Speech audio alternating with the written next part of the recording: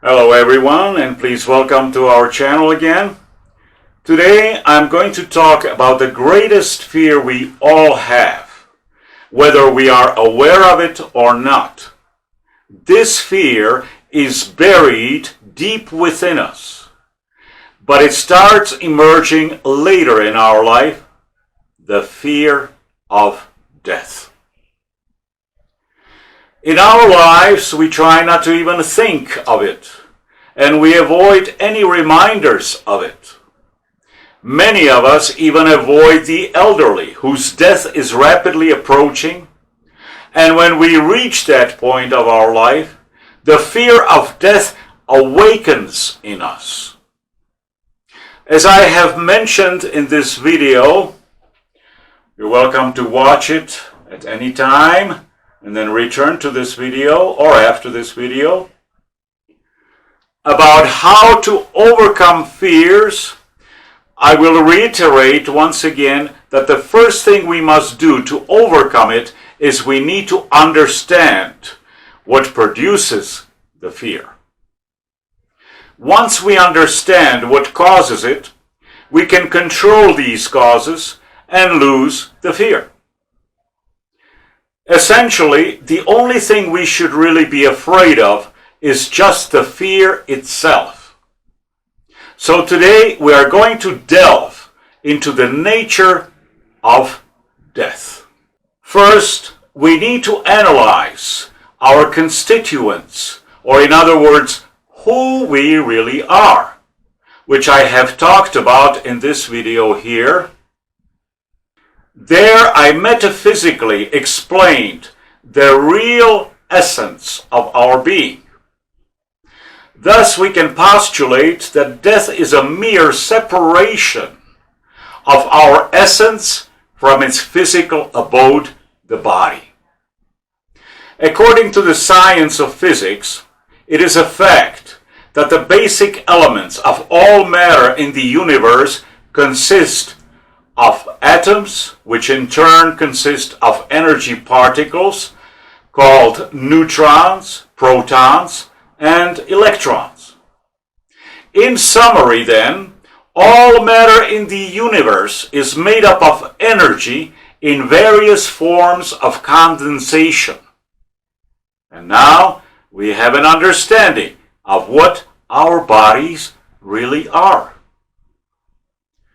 Now let us examine our essence of being, which is distinct from our body. Although there is no scientific evidence supporting the existence of the soul, we can look at its possibility from other angles. As the first example, we can consider the numerous near-death experiences that have been reported by about 17% of those who were almost pronounced dead. NDEs, in other words, near-death experiences, have been reported by people ranging from children, adults, scientists, physicians, priests, ministers, even atheists from all over the world. Even though no two NDEs, near-death experiences, are the same, they do possess certain common characteristics, which include a perception of seeing and hearing apart from their physical body, passing into or through a tunnel, seeing a mystical light, intense and generally positive emotions, a review of part or all of their prior life experiences, meeting the deceased loved ones, and a choice to return to their earthly life. According to Dr. Bruce Grayson of the University of Virginia, United States of America, here is a complete list of these common characteristics. First one is feeling very comfortable and free of pain. Another one is a sensation of leaving the body, sometimes being able to see the physical body while floating above it. The mind functioning more clearly and more rapidly than usual. A sensation of being drawn into a tunnel or darkness. A brilliant light, sometimes at the end of the tunnel.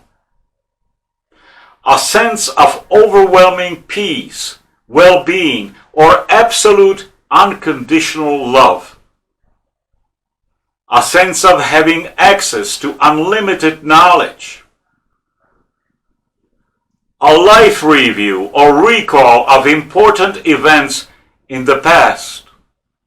A preview of future events yet to come. And encounters with deceased loved ones or with other beings that may be identified as religious figures. The high percentage of accurate out-of-body observations during near-death experiences does not seem explainable by any possible physical brain function as it is currently known. This is corroborated by out-of-body experiences during near-death experiences that describe accurate observations while they were verifiably clinically comatose. Further corroboration comes from the many near-death experiences that have been reported with accurate out-of-body experience observations of events occurring far from their physical body and beyond any possible physical sensory awareness.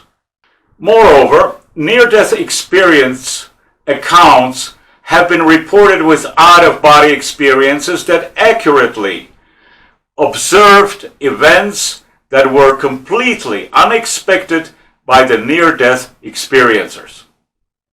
This further argues against near-death experiences as being a result of illusory memories originating from what the near-death experiencers might have expected during a close brush with death.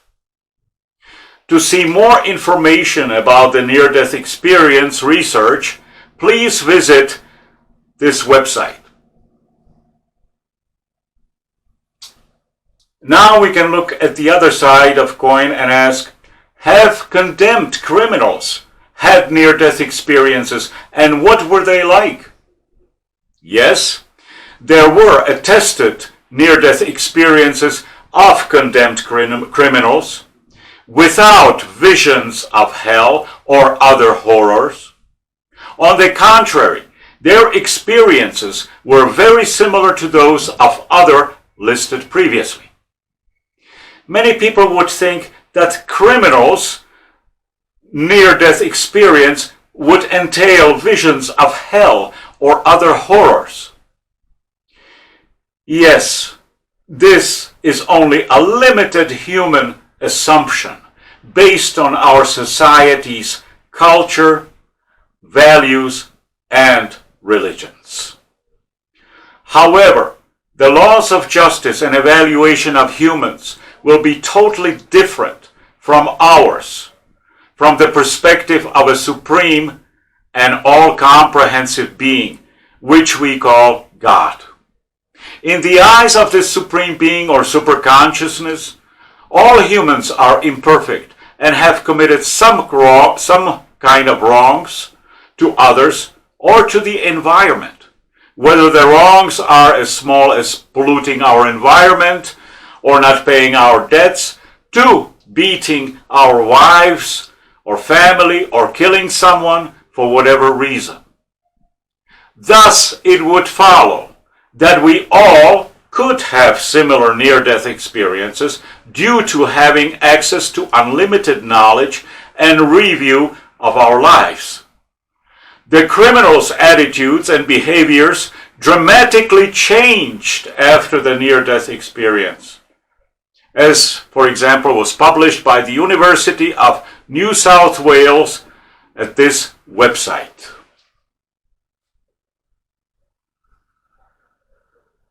However, we may ask, What happens to those criminals who do not have a chance to return to their earthly life after the near-death experience? Please stay tuned for our next video that will attempt to answer this question and more. Regardless of what happens after death, I recommend the best insurance policy to all. Be good to yourselves, be good to others, and be good to your environment, especially the nature. If you have any comments, please write them below this video. And thank you for watching. And please subscribe to see our next videos. Thank you very much.